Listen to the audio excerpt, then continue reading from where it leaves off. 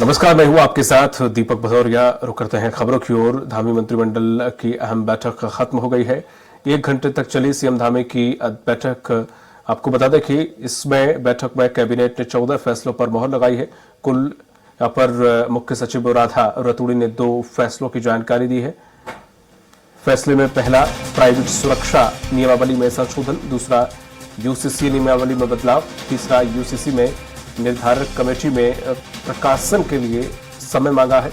चौथा, राज्य सरकार की दृष्टि पत्र में की गई घोषणा के मुताबिक मेधावी छात्रों को मिलेंगे 50,000 स्कॉलरशिप। वहीं 5वां है, पंतनगर की हवाई पट्टी का होगा विस्तारीकरण। 7 किलोमीटर लंबाई की भूमि दी जाएगी भूमि। और 6 है, भाषा संस्थान अकादमी के द्वारा हिंदी, उर्दू, जौनसारी, गढ़वाली के लिए 41 पद सृजित किए गए हैं। 7वां पॉइंट है, नीति नियोजन संस्थान के संगठनात्मक ढांचे में आंशिक संशोधन। और 8वां पॉइंट है, चिकित्सा एक्सरे टेक्नीशियन के 161 पद का सृजन। ये सभी 14 फैसले हैं जिस पर कैबिनेट ने मंजूरी दी है। 9वां फैसला है पॉइंट, शिक्षा विभाग। 10वां पॉइंट है, वन विभाग अल्मोड़ा योग्यता आश्रम समिति को वर्ष के लिए भूमि उपलब्ध कराए जाने का निर्णय लिया गया है। इस प्रकार 14 प्रस्तावों पर मोहर लगी है। अहम फैसले लेकर हैं।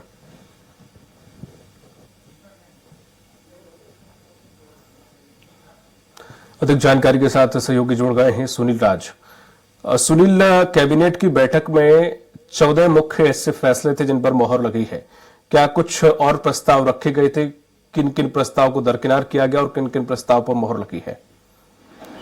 देखिए दीपक, मुख्यमंत्री पुष्कर सिंह धामी की अध्यक्षता में हुई बैठक करीब 1 घंटे तक चली और इस कैबिनेट में करीब 12 से 13 फैसलों पर यहाँ पर कैबिनेट ने अपनी मोहर लगाई है। महत्वपूर्ण फैसला ये है कि नई आबकारी नीति को मंजूरी दे दी है।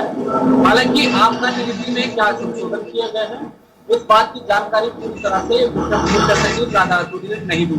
जब इस पर पत्रकारों ने उनसे पूछा कि क्या क्या पॉलिसी में रखा गया है, तो केवल उन्होंने इतना बताया है कि पिछले साल के मुताबिक इस बार 400 करोड़ का अधिक लक्ष्य निर्धारित किया गया है। यानी कि टोटल 4400 करोड़ यानी कि 4,400 करोड़ का जो टारगेट रखा गया है और वो इस पॉलिसी में रखा गया है। लेकिन महत्वपूर्ण बात यह है कि क्या राज्य सरकार ने वही आबकारी पॉलिसी को रिवाइज किया है जिसको लेकर लोग लगातार सड़कों पर दिखे थे। क्योंकि पिछले जो आबकारी नीति थी उसमें एक पॉलिसी लाई गई थी जिसमें घर में बार बनाने की का नियम था और उसमें 50 लीटर शराब आप घर में रख सकते थे। क्या वो पॉलिसी यहाँ पर रिवाइज की गई? इस पर मुख्य सचिव ने कोई ज्यादा जानकारी नहीं दी। दूसरा जो महत्वपूर्ण फैसला लिया गया है वो ये लिया गया है कि जो आगामी बजट सत्र होगा वो गैरसैंण में नहीं होगा और जो गैरसैंण सत्र होगा वो ग्रीष्मकाल में होगा। लेकिन इसकी तिथि निर्धारण दिया गया है। सूत्र बता दें कि 26 फरवरी से ये सत्र किया जाएगा। इसके साथ साथ जो आयुष है, चिकित्सा स्वास्थ्य और चिकित्सा शिक्षा है और भाषा संस्थान है, इनमें पदों का सृजन किया गया है।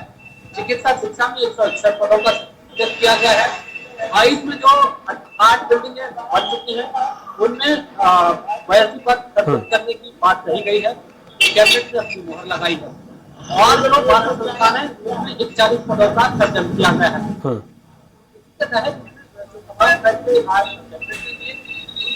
जानकारी मुख्य सचिव राधा रतूड़ी हालांकि उन्होंने केवल फैसले बताए, संशोधन क्या किए थे बीच में उन्होंने जानकारी नहीं दी। उन्होंने कहा कि आगामी के दिनों में हम इस पर विस्तृत जानकारी आपको देंगे। जी, इसमें प्राइवेट सुरक्षा नियमावली में भी कुछ बदलाव किए गए हैं। जाहिर तौर पर एक गृह विभाग से जुड़ा हुआ मसला है। चूंकि अब इसको मोटे तौर पर ऐसे समझ लीजिए, अगर कोई व्यक्ति अपनी एक एजेंसी बनाता है और उस एजेंसी के तहत सुरक्षा गार्ड मुहैया करवाता है तो उसके ड्रेस कोड में और तमाम सारे इसमें नियमावली में बदलाव किया गया है। जो गृह विभाग के अंतर्गत इस नियमावली का में संशोधन किया गया है। लेकिन जैसा मैंने आपको बताया कि इतने महत्वपूर्ण फैसले थे और इनकी डीपली जानकारी ना देना कई सवालों को अपने आप में खड़ा करता है। जैसा आबकारी पॉलिसी की मैंने बात कही, आबकारी पॉलिसी में 3 नियमों में संशोधन किया गया, तो ये भी पूरी विस्तृत जानकारी मीडिया को नहीं दी गई और साथ ही साथ जो अन्य तमाम सारे बिंदु और पहलू हैं उन पर भी विस्तार से यहाँ पर बात नहीं रखी गई। लेकिन जैसा उन्होंने अपने फैसलों में अपने ब्रीफिंग में बताया कि चाहे वो चिकित्सा शिक्षा हो, चिकित्सा स्वास्थ्य हो और उसके पदों का सर्जन हो या फिर आयुष में हो या फिर भाषा संस्थान में, इनमें इन 3 विभागों में पदों का सर्जन किया गया है। जी, इसमें सुनील, यूसीसी निर्धारक कमेटी में प्रकाशन के लिए समय मांगा गया है। क्या ये वही कमेटी का समय बढ़ाया जा रहा है जिसने ये ड्राफ्ट सरकार को सौंपा है तैयार करके, या दूसरी कोई कमेटी है? हाँ, ये इस पे भी अपने दर्शकों को बताना बेहद जरूरी है। जब यूसीसी के लिए ड्राफ्टिंग कमेटी ने अपना पूरा ड्राफ्ट राज्य सरकार को सौंपा और राज्य सरकार इसका विधेयक विधानसभा के पटल पर लेके आई, तो उस वक्त एक फिर से राज्य सरकार ने उसके बाद एक कमेटी का गठन किया जिसमें 9 सदस्य समिति, विशेष समिति का उन्होंने रिकमेंडेशन की थी और गठित की। अब इसी जो पूर्व मुख्य सचिव शत्रुघ्न सिंह की अध्यक्षता में गठित की गई, तो उसी समिति ने जो प्रकाशन का समय था वो बेहद कम बताया गया और उसके लिए संशोधन किया गया है कि उनको थोड़ा और समय दें ताकि इसका प्रकाशन हो सके। तो उसमें ये बदलाव किया गया है।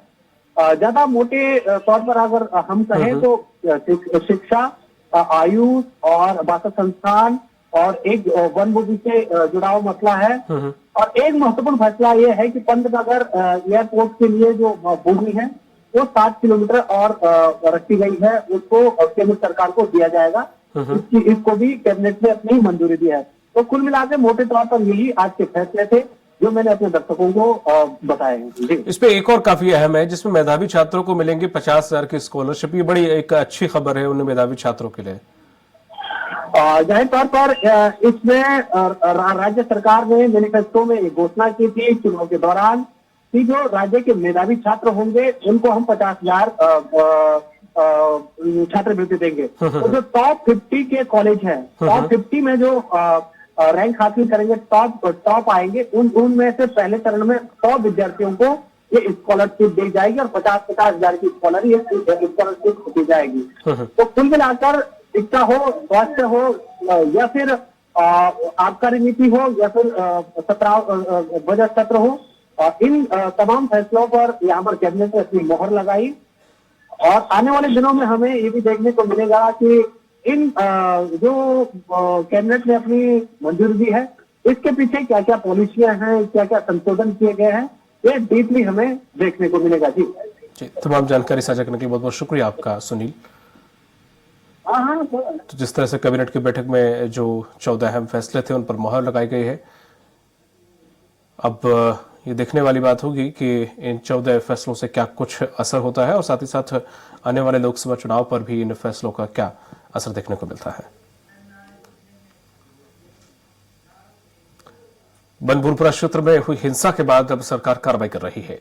सीएम पुष्कर सिंह धामी ने अवैध अतिक्रमण की जगह में थाना बनाने के निर्देश दिए हैं, जिसके बाद आदेश का पालन करते हुए 24 घंटे के बीते चौकी का निर्माण किया गया। आपको बता दें कि इस पूरी घटना में एक थाना जला दिया गया था। प्रदेश में शांति व्यवस्था और दोषियों पर कड़ी कार्रवाई करने के लिए यह फैसला लिया गया था। जहां भाजपा नेताओं ने अपने नेतृत्व पर आत्मविश्वास दिखाया है, वहीं कांग्रेस भाजपा पर निशाना साधते हुए सरकार पर अपने फेलियर पर पर्दा डालने का आरोप लगा रही है। वनपुरा की जो घटना हुई वो पूरे प्रदेश में देखा है किस प्रकार की चीज़ें वहाँ पे हुई हैं। माननीय मुख्यमंत्री जी ने जो घोषणा की कि वहाँ पर लॉ एंड ऑर्डर के रिगार्डिंग जो है वहाँ पे थाना बनाए, उस पर जो विवादित स्थल था वहाँ पर चौकी बनाई गई है। निश्चित रूप से वहाँ पर शांति व्यवस्था रह सके और हर चीज़ पर पैनी निगाह रहे। पुलिस वहाँ पर अपनी रेगुलर गश्तें कर रही हैं। निश्चित रूप से शांति व्यवस्था कायम रह सके और बेहतर माहौल वहाँ पे बन सके, इस पर हमारी सरकार काम करे। वनपुरा तो ये बताते हुए कि उनका न्याय प्रणाली पर कोई भरोसा नहीं है, हाई कोर्ट को धत्ता बताते हुए जिस तरह से आनन फानन में अधिकारियों ने वहां कार्रवाई की है वो अपने आप में बहुत ही निंदनीय है, दुर्भाग्यपूर्ण है।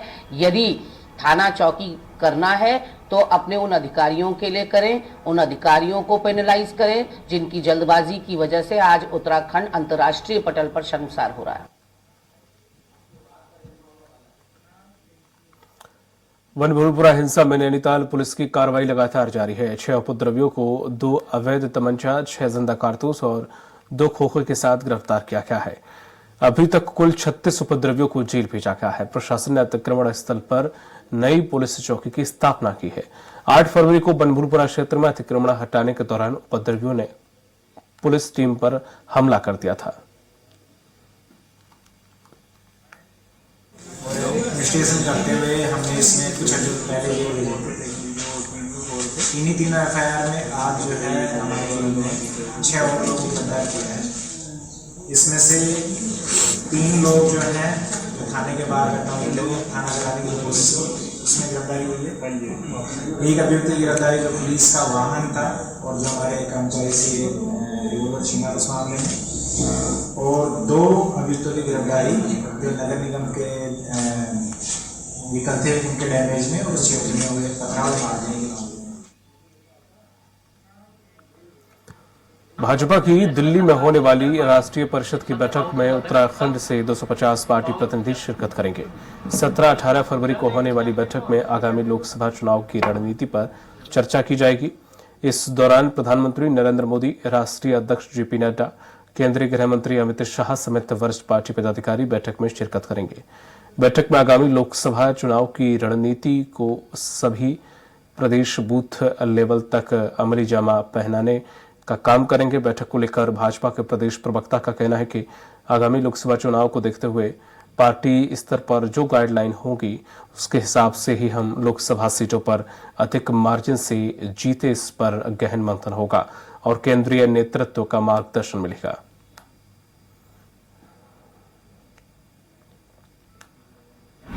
पूरे देश भर से तमाम कार्यकर्ता वहाँ आने वाले हैं और प्रधानमंत्री जी, राष्ट्रीय अध्यक्ष जी, गृह मंत्री जी, रक्षा मंत्री जी, तमाम भाजपा के वरिष्ठ नेता वहाँ पे सत्र भी लेंगे। और आने वाले समय में हमको पता है कि कुछ दिनों बाद ही लोकसभा के चुनाव, निश्चित रूप से नई गाइडलाइंस क्या होती हैं, किस प्रकार से बेहतर ढंग से हम और अपनी सीटों को जीत सके, मार्जिन बड़ा कर सके, इस पर हमारी फोकस रहेगा और मार्गदर्शन मिलेगा सेंटर का।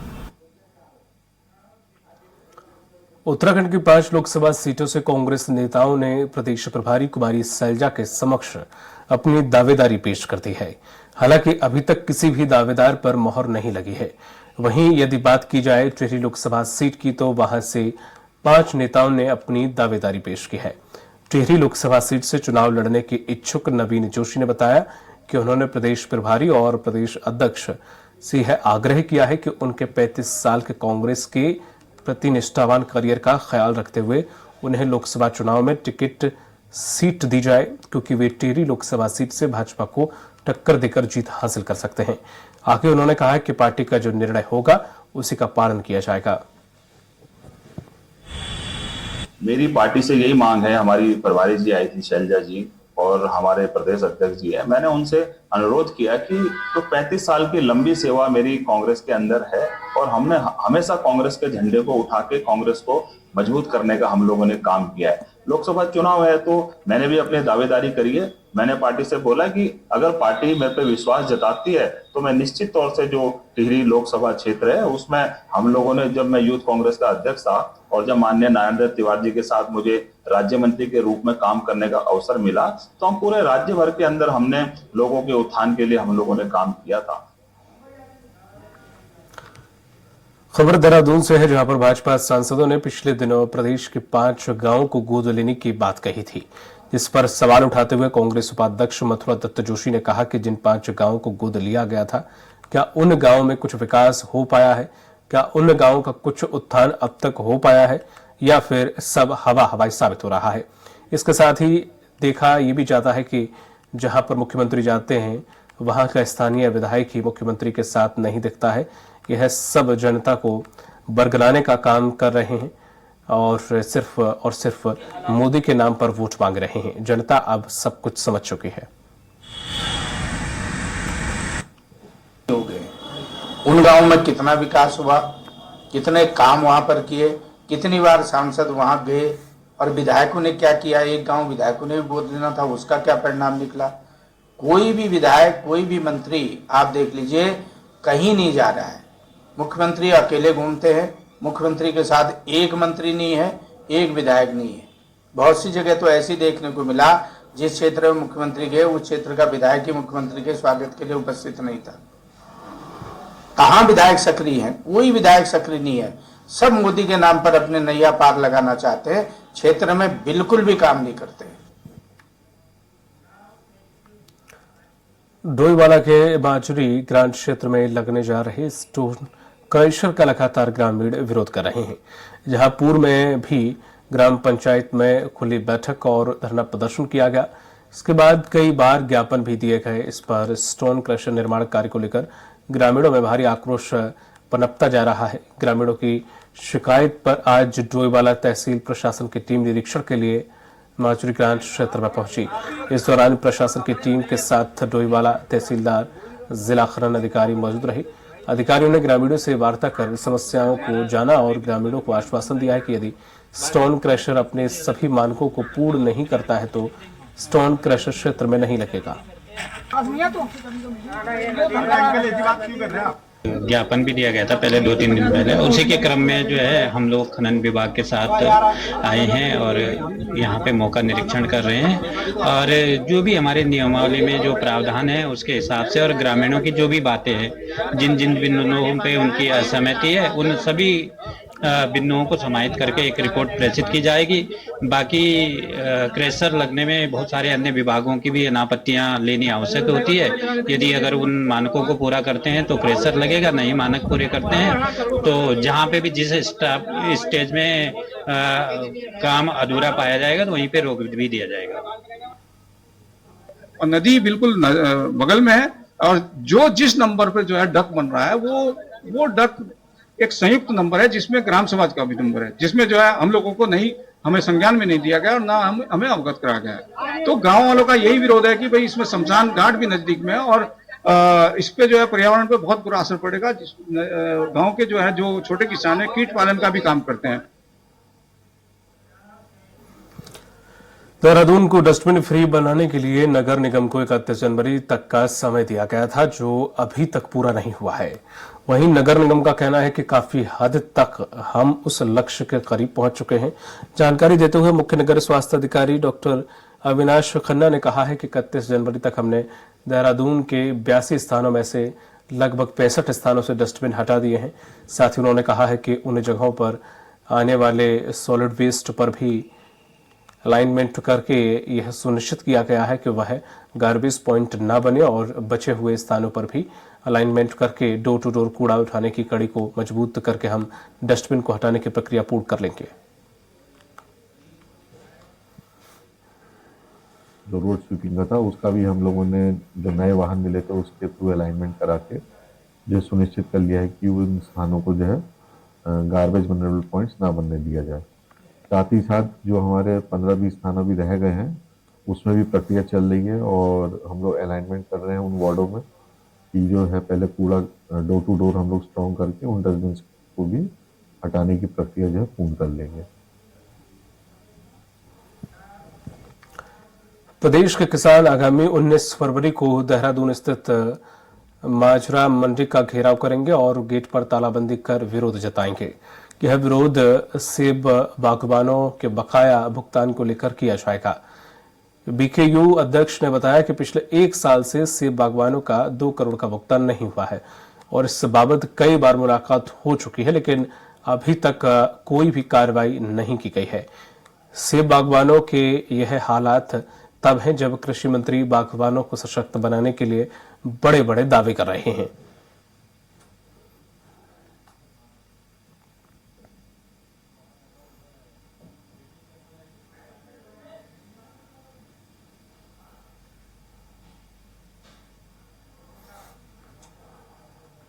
सारे पेड़ कट गए और सारे पेड़ कट के वहां भूमाफियाओं उनकी हमने शिकायत पहले भी की थी, लगभग 150 के आसपास उस समय कटे थे, और जो बाकी बचे थे वो भी लगभग 200 के आसपास और थे। अब वहां पे सारे पेड़ कट गए हैं, और सारे पेड़ कट के वहां भूमाफियाओं ने सब प्लॉटिंग कर दी, मकान बना रहे हैं। हमने उसकी कंप्लेंट पहले भी की थी, आज फिर उस बारे मिलने आए हैं। मसूरी में नेशनल ग्रीन ट्रिब्यूनल के निर्देशों के बाद उत्तराखंड पॉल्यूशन बोर्ड के अधिकारियों ने 9 होटलों की बिजली पानी काट दी है। वहीं होटल के संचालन पर रोक लगा दी गई है, जिससे मसूरी के होटल संचालकों में हड़कंप मच गया है। बताया जा रहा है कि 282 होटलों में 9 होटल पॉल्यूशन बोर्ड की अनुमति के बिना ही संचालन किए जा रहे थे, जिसको लेकर उत्तराखंड पॉल्यूशन बोर्ड के द्वारा नोटिस देकर अनुमति लेने के निर्देश दिए गए थे। लेकिन कई बार नोटिस देने के बाद भी नोटिस का जवाब नहीं दिया गया और न ही उत्तराखंड पॉल्यूशन बोर्ड से अनुमति ली गई, जिसके बाद उत्तराखंड पॉल्यूशन बोर्ड के रीजनल अधिकारी डॉक्टर आर.के. चतुर्वेदी के नेतृत्व में बुधवार को कार्रवाई शुरू की गई।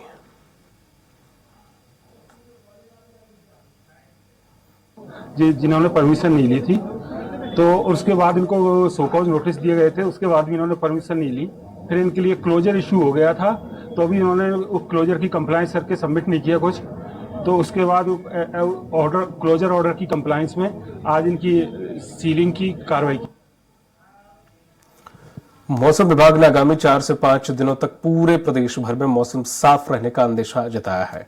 इसके साथ ही मैदानी इलाकों में तापमान सामान्य से ऊपर रहने का अनुमान है। मौसम वैज्ञानिक रोहित थपलियाल ने कहा कि आगामी कुछ दिनों तक पूरे प्रदेश भर में मौसम साफ रहने की उम्मीद है, साथ ही तापमान सामान्य से ऊपर रहने के आसार हैं। वही मैदानी इलाकों में बीते कई दिनों से छाए घने कोहरे से निजात मिलने की उम्मीद है। अभी जो है मैदानी इलाकों में भी कोहरे का कोई संभावना नहीं है, और तापमान की भी बात करें तो जो मिनिमम टेम्परेचर्स हैं वो सामान्य के आसपास चल रहे हैं, और मैक्सिमम टेम्परेचर्स भी जो है सामान्य से थोड़ा ऊपर चल रहे हैं। तो अभी देखेंगे जो मिनिमम टेम्परेचर वो ग्रेजुअली अगले 4-5 दिनों में ग्रेजुअली थोड़ा उनमें राइज देखने को मिलेगा। देहरादून में बिहारी महासभा ने बसंत पंचमी के मौके पर शिव बाल योगी महाराज के प्रांगण में कार्यक्रम का आयोजन किया। इस दौरान धूमधाम से बसंत पंचमी मनाई गई और पूजन, सरस्वती वंदना और आरती की गई। वहीं मूर्ति पूजन के बाद स्थानीय भक्तों को भंडारे का प्रसाद वितरण किया गया। इस बीच बिहारी महासभा के अध्यक्ष लल्लन सिंह ने बताया कि संपूर्ण भारत में इस तिथि को विद्या और बुद्धि की देवी सरस्वती माता की पूजा की जाती है। साथ ही उन्होंने कहा है कि पुराणों में वर्णित एक कथा के अनुसार भगवान कृष्ण ने देवी सरस्वती से खुश होकर उन्हें वरदान दिया था कि बसंत पंचमी के दिन तुम्हारी आराधना की जाएगी, जिसके साथ पारंपरिक रूप से यह त्योहार बच्चों की शिक्षा के लिए काफी शुभ माना गया है।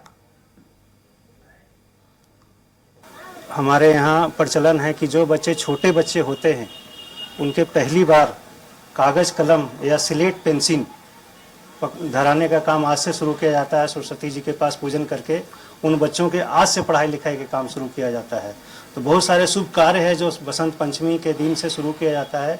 आज के दिन इनका धरती पे आगमन हुआ था सरस्वती जी का। उस समय से लोगों में सभ्यता, संस्कृति, संचार, संगीत सबका देवी सरस्वती जी माना का है। इनका आज पूजन बिहारी महासभा धूमधाम से करते आई है, पिछले 17 साल से कर रही है। इस बुलेटिन में फिलहाल इतना ही। नमस्कार।